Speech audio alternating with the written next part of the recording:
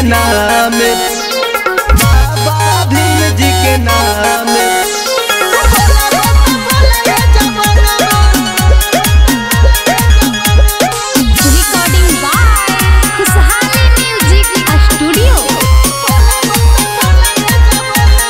पूरा इतिहास में बाइन कर बखानमा, बड़ी कठिन से लिखले संविधानमा।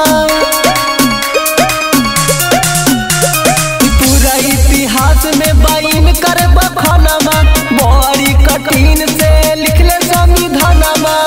हो गइल जग में सबसे महानमा, सबसे महानमा। अरे बोला बात बोला जवानमा, बाबा भीम जी के नाम। बोला बात बोला जवानमा, बाबा भीम जी के नाम। बोला बात बोला जवानमा, बोला बात बोला ना, बोला बात बोला ना, बोला बात बोला ना, बाबा भीम जी के नाम। बोला बात बोला जवानमा, बाबा भीम जी के नाम। बोला बात बोला जवानमा, बाबा भीम जी के नाम, बाबा भीम जी के नाम।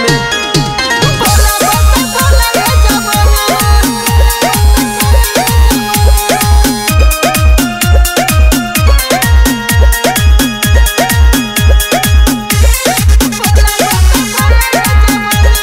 चौदह अप्रैल दिन लिहल जनममा,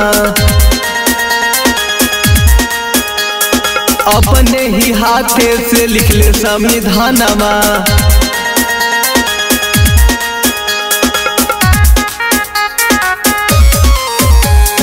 14 अप्रैल दिन लिहल जनममा, अपने ही हाथे से लिखले संविधानमा।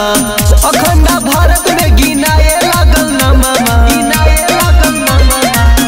अरे बोला बात बोला जवानमा, बाबा भीम जी के नाम। बोला बात बोला जवानमा, बाबा भीम जी के नाम। बोला बात बोला जवानमा, बाबा भीम जी के नाम, बाबा भीम जी के नाम। बोला बात बोला जवानमा।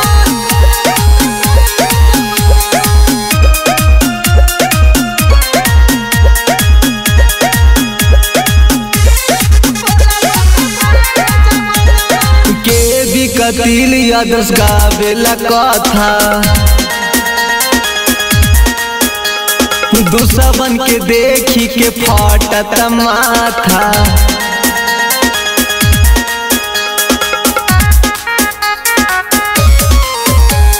के भी कतील यादस गावेला कथा, दुश्मन के देखी के फाटत माथा।